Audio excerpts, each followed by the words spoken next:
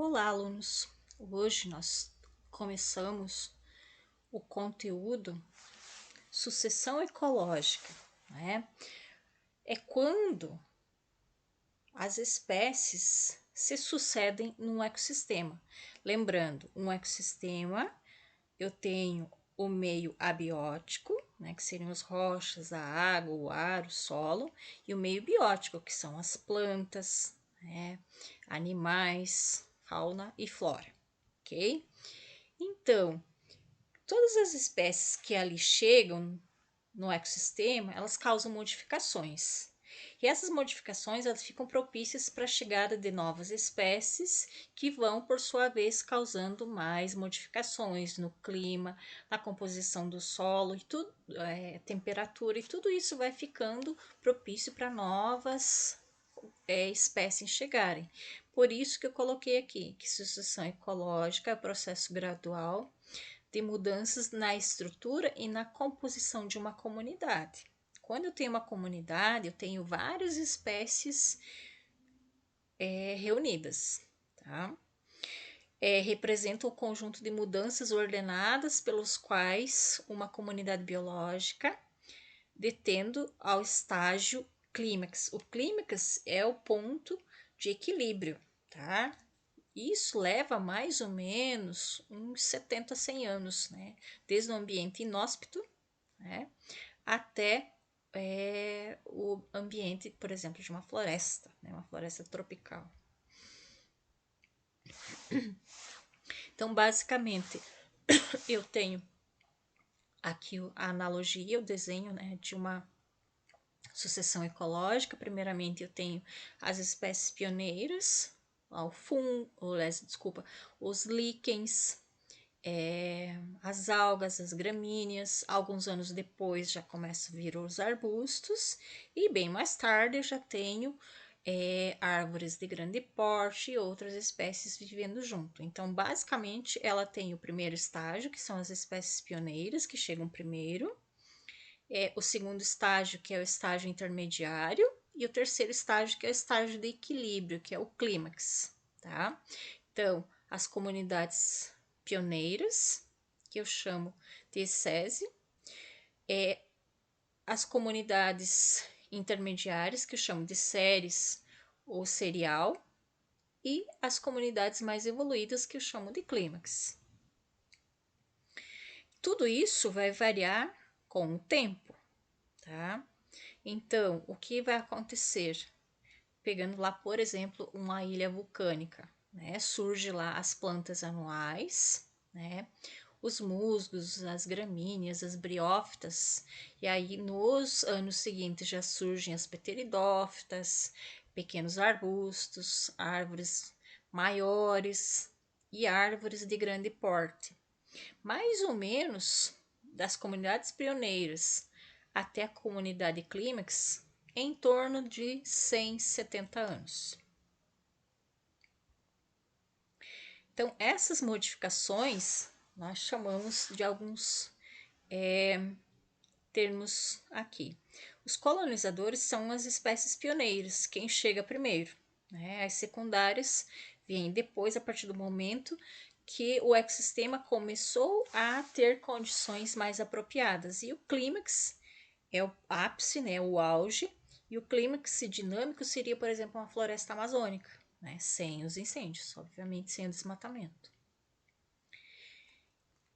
Então, pessoal, quando eu falo em uma sucessão ecológica, é algo gradual, é um desenvolvimento no ecossistema que vai mudando e vai aprimorando, sempre, como eu falei, buscando o equilíbrio. São alterações nas comunidades ao longo do tempo. Então, para não esquecer, pergunta da prova: o que seria uma sucessão ecológica? É o processo de alteração gradual numa estrutura de comunidade de ecossistema. Comunidades são as espécies diferentes. Quando eu falo em ecossistema, eu estou falando dos seres vivos e dos seres que não são vivos, como o ar, a água, o solo, ao longo do tempo, até estabelecer o equilíbrio, tá? Então, é um resultado da ação dos seres vivos sobre o ambiente. Então, nesse caso, nas sucessões ecológicas, os seres vivos interferem de forma muito grande para que haja uma sucessão ecológica.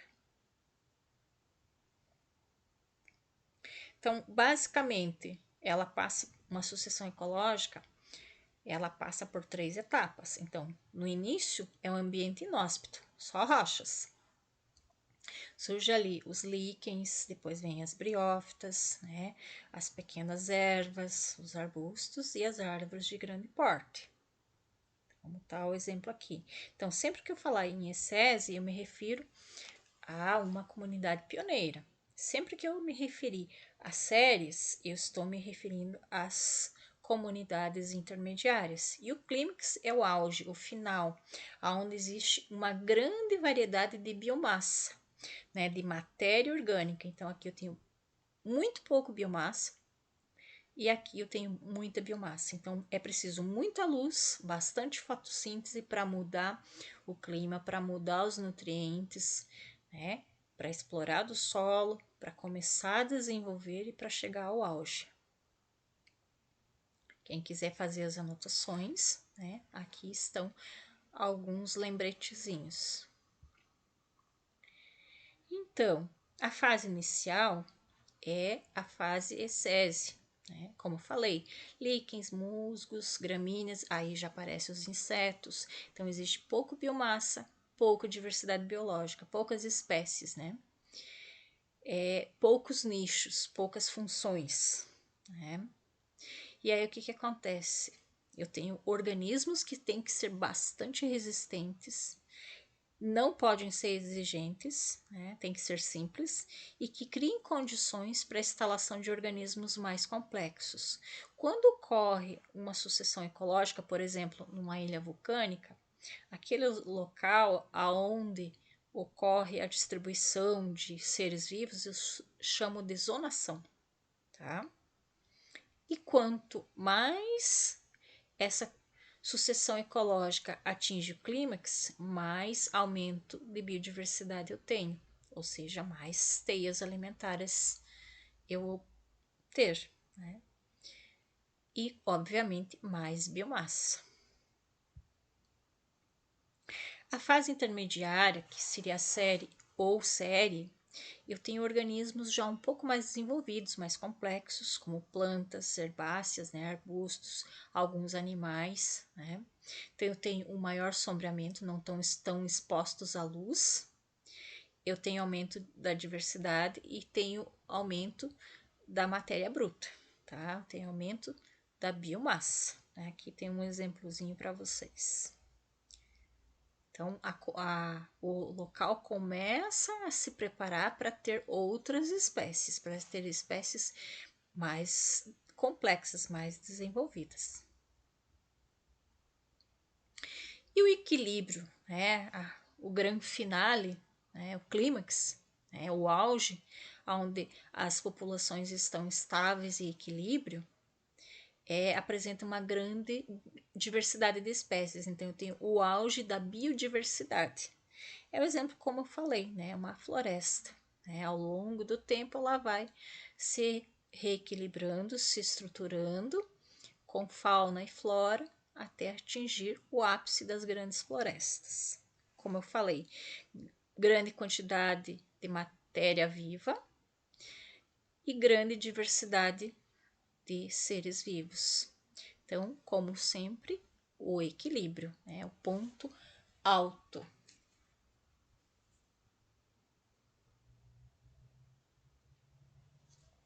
Aqui eu tenho uma ilustração, né? A rocha nua, como eu falei lá da ilha vulcânica.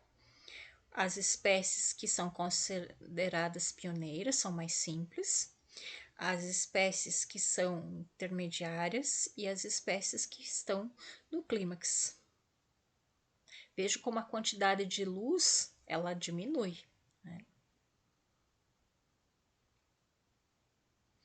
Aqui nós vamos falar de algumas sucessões ecológicas que elas surgem a partir da fase secundária. Por quê? Da fase intermediária. Uma queimada, por exemplo, né?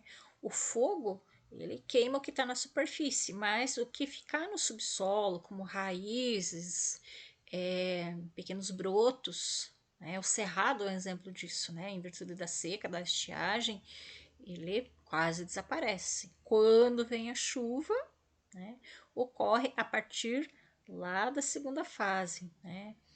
Não precisa ocorrer a fase primária, um pasto, por exemplo, né?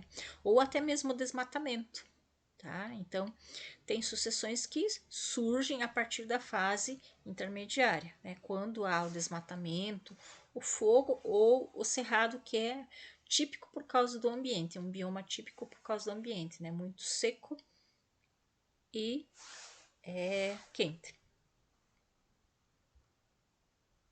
Aqui eu sempre deixo para vocês um mapa mental, né? Quem quiser fazer as suas anotações, parar o vídeo, né? Fazer as anotações da sucessão ecológica, né? Desde a fase primária, secundária, terciária, que é o ápice, né?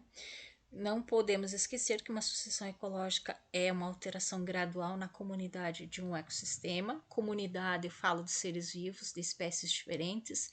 Ecossistema, eu falo do meio abiótico, do meio sem vida, dos seres brutos e dos seres vivos, tá? Então, sempre a sucessão ecológica, ela vai propiciar a intenção, o objetivo é o clímax, ou seja, o equilíbrio biológico.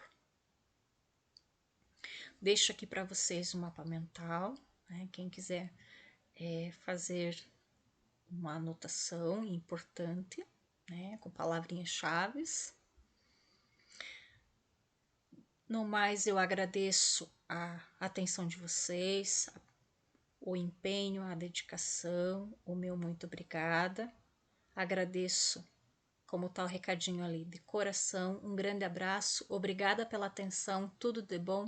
Tchau, tchau.